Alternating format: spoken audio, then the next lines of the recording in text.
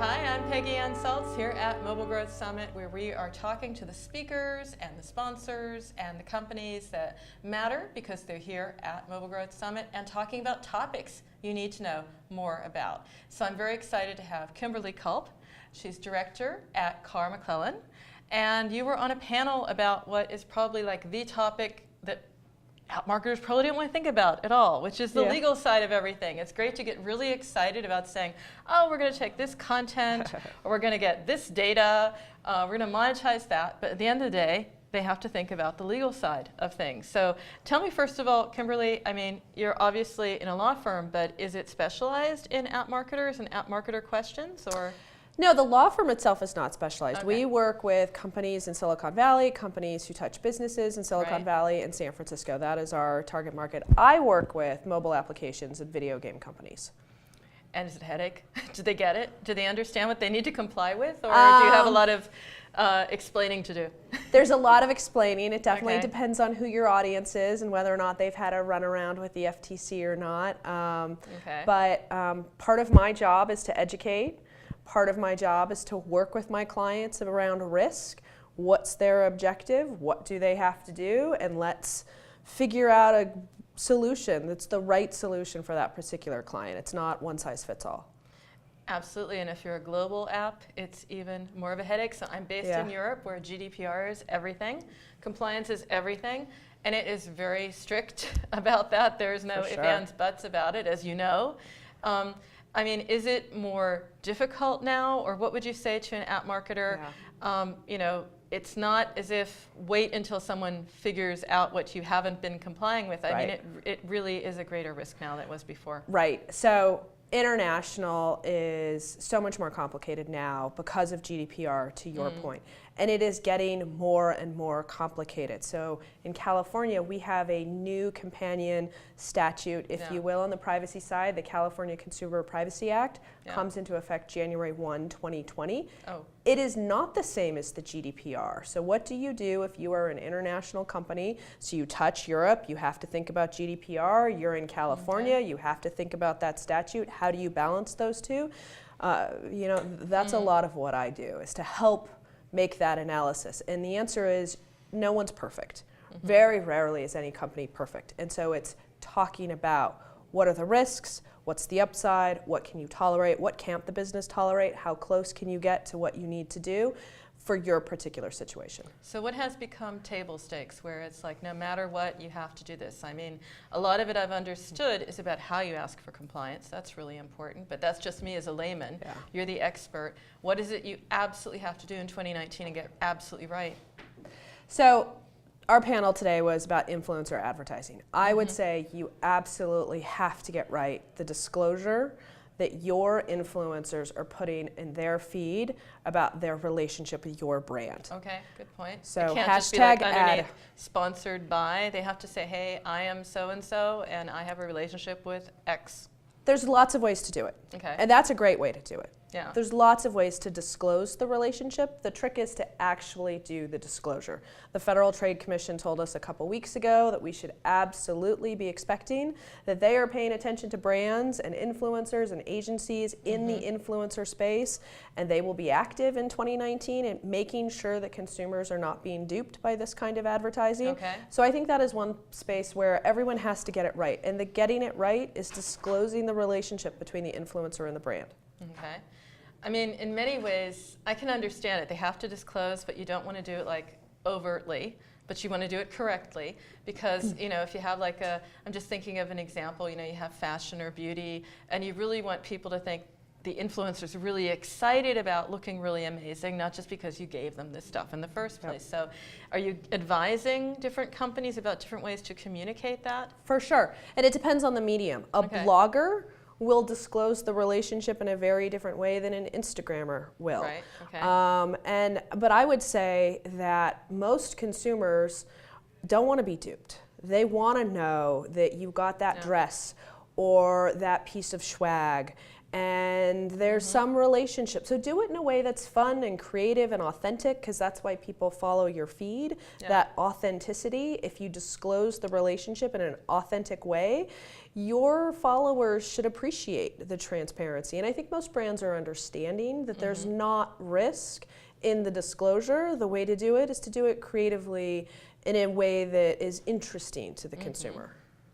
What about the other laws? There's so many of them now, but the one that I've been thinking about even for myself, because the content I create, is the copyright. You can't just pick out things the way you used to and sort of mash them up. I mean, you did say sort of where you got them, but you didn't sort of be very specific about it. And that's going to be, I would imagine, a concern as more apps move into content marketing and into content. So how do they deal with that? What are you telling them about that one? So that's a tough one.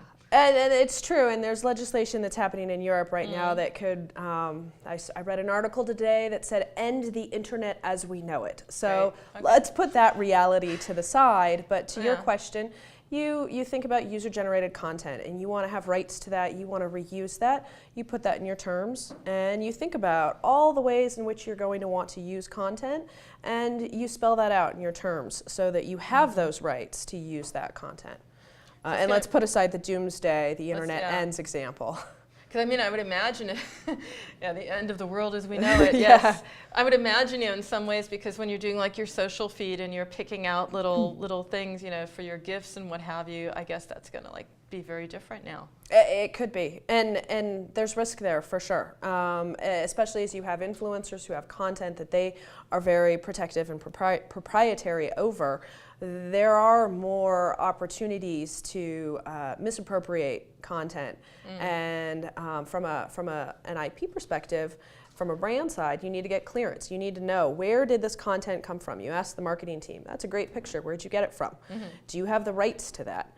If you don't have the rights to that, you go get them. You don't cross your fingers and hope that no one's going to figure out that you took that piece of content from someone else. Especially because it's going to be something where we're going to see fines. We're already seeing fines, GDPR in Europe, I know it. I mean, this is not something where it's just like, I told you so. This is where we're going to see action, real teeth to these laws. What about the app marketer? I mean, we could say, okay, they all go to Kimberly and you get what you need, right? But do you have to have like a lawyer on staff? I mean, what happens, to what extent do you need legal that you might not have needed legal before? Does it have to be someone in the head count now, or just what? No, so certainly in this space, in the mobile space, you do not need to have an in-house legal team. You do need to think about, what are the things that we are doing, and prioritize. And again, you're not going to get to all 10 items on the checklist, but you should work with a lawyer to figure out, what should I be thinking about? What's my spend? I have $5,000 for Q1 2019. What's the best way to spend it? And have that conversation. And the answer may be, you know what, I need form contracts for my influencers. I don't have them. I should have them. It's a space that I'm going to get into, and that's where I'm going to spend my money, and I'm going to maybe not worry about the CCPA right now, because that goes into effect later. But you should be thinking about, what are the issues, and then walking through your checklist as you can. And again, there's not perfection, but it is managing risk. And that's where it is important to at least talk to a lawyer so that you understand the risk, you've thought about it, you've made informed decisions, and you're not surprised if the FTC sends you a letter and says, your influencers are not disclosing their relationship, and we think that you've engaged in a certain amount of fraud. So have you dealt with clients of yours that they've been called on things like this? Yes. Okay. So it happens. It definitely happens. It happens. And the consequence is, you could be under a consent order, which means that for some period of time, 10 years, you may have to report back to the FTC what you're doing. You may be prohibited from participating in the influencer marketing space, marketing at all. There are significant consequences. And 10 years is forever in the app industry. Yes. May as well just knock it off there. What about, we're talking about all the different laws that are coming on, and the impact. What's like a nightmare scenario for data compliance? We haven't talked about that one, because it's like, that's a big one. you have to be very upfront. What am I using the data for, et cetera, et cetera. And there's this fine line. And I've been talking to app marketers like, oh, we have this technology. We know which other apps you have on your phone, so we can, bring them all together. And it sounds like, isn't this very convenient? But at the end of the day, it's like, isn't that also something on the borderline, right? Yeah. It's not straightforward. And they're great business models, or monetizing your app data. You anonymize it, but still some cases where it sounds maybe better and easier than it is. Do you come up against those? What's the deal on data? Yeah, so the nightmare scenario to data is that you pretend as if GDPR does not exist, and you pretend as if consumers don't want some choice about how their data is going to be used. And you say, I'm small, I'm mobile, I'm not a big brand name, no one's going to realize I'm doing this, I'll be fine. Right. That's the nightmare scenario, because at the end of the day, it might not be GDPR, it might be the CCPA, it could be both. But if you've pretended as if there is not this burgeoning privacy regime and consumer expectation around transparency, you could be in a host of problems. So selling data in the ways in which we saw it maybe 2 years ago, those practices have to change. Or you're going to end up at the very least, have you had anyone who's sort of like imploded somewhere in the press? Because that's the other thing. Maybe no one gets you, but I've seen quite a number of articles recently, about all the different things. You can make screenshots of stuff when I'm looking at it. That's major companies, right? But, there are things that you can be doing as an app developer that you might not even realize you're doing, and then someone's going to call you on it, and that might even be worse than law itself. Yeah, it's a great question. I don't think we've yet seen the implosion, particularly at this level. To your point, there are much bigger companies where there have been issues around that. Like Facebook, I didn't say that. Yeah, but are we going to get there, right? Yeah. Eventually, yes, and eventually I think there will be shaming around companies that aren't giving their consumers more transparency and more protection of their privacy, because that's the direction that we're moving in. So I don't think we're there quite yet, but we're moving in that direction. So thankfully, under GDPR, there was a certain ramp-up period. And I think we're going to have the same sort of ramp-up period with the California statute and any other statutes that come around. So there's some, not forgiveness, but understanding that we are easing into a different period. Exactly. But it's all going in that direction. It is going in that direction. Consumers are like, this is very interesting. I do everything now on apps, because before it was okay browsing on the internet. I understand some of the context, but here we see the actual activity. So we have the full picture. And if we add in some other data from cross-channel, are you looking at that? Do some of your clients also have the cross-channel? Does that make them more susceptible? Because it's like they have two sides of the same person, and although it's quote-unquote all anonymized, maybe they have a bigger problem ahead of themselves. Yeah, well, in the way the California statute works, if you can put the pieces back together, there are certain requirements around that as well. So just having it anonymized, if you can recreate the package, that is itself an issue that needs to be worked through and thought through in terms of how you handle data and what you're putting into your privacy policies and your contracts and everything else. So it's not just enough to have everything anonymized, particularly if you can place the pieces back together. So this is coming, this is real. App marketers, should they be saying, okay, I had all this I had this budget for UA, I had this in mind for my push notification stuff, my CRM and all of this, and now I've got to take this chunk and put it aside for legal advice. Is that the way it works? And if so, just ballpark, because some are small developers, as you said, and they're going to get caught in the crossfire because everyone's going to be under scrutiny. How much would they have to put aside mentally to say, here's what I need to think about because I want to be on the up and up?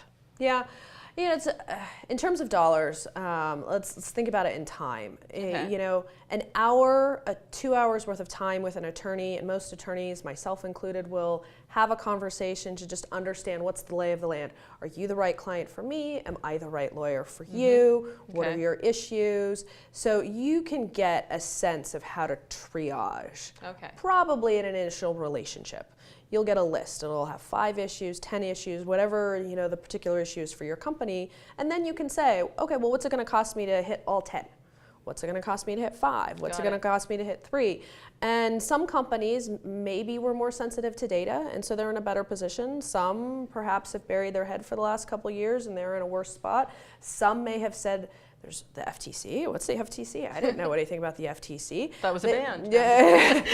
and so it depends. Okay. And it depends. And then working through those issues. Yeah. And again, very few clients actually get to every single item on the punch list until you are of a certain size. So then it's just working through that list with that attorney or perhaps another one that you hire because it wasn't the right fit. And I imagine that at some level, showing, I'm really trying here. I went to the attorney, I've got my list, I'm working it through, I'm doing everything I'm supposed to be doing. I guess that also has some clout when it hits the fan that something has happened. There's non-compliance, but hey, I'm really trying. So it pays to do that too. A lot. So let's talk about influencer advertising specifically for that. Okay. If you have a contract with your influencers that says you need to disclose, this is how you disclose, this is how you're supposed to run this campaign, and you're checking, and let's say you're working with 1,000 influencers, big number, and you're checking 100 of 1,000 to make sure they're complying, and someone slips through and they're in that 900 that you didn't check, you're going to make that argument. It was an oops, I didn't I was being reasonable. That's a good argument. Okay. It's not always going to win the day, and we don't yet have a good answer on do you have to monitor every single post by every single influencer ever? Or is it 10% or 20% or 30%? But we don't yet have, and that's why you talk to a lawyer about that.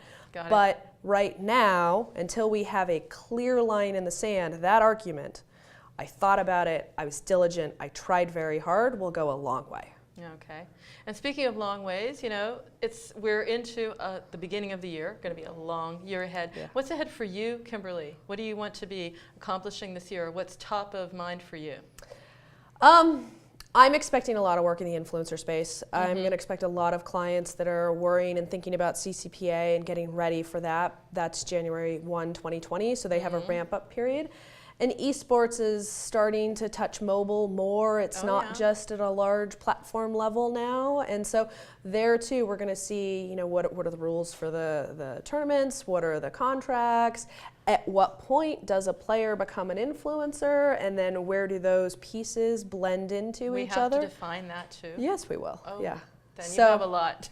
I won't ask you about how you're going to spend your time because esports, of course, huge. And if that falls into this, when a player becomes an influencer, now that is a philosophical question to ponder. Yeah. Maybe we'll do that next time, perhaps at another event. Kimberly, great to have you at Mobile Growth Summit. Thank you for having me. It's been great to be here. And thank you for tuning in. Thank you.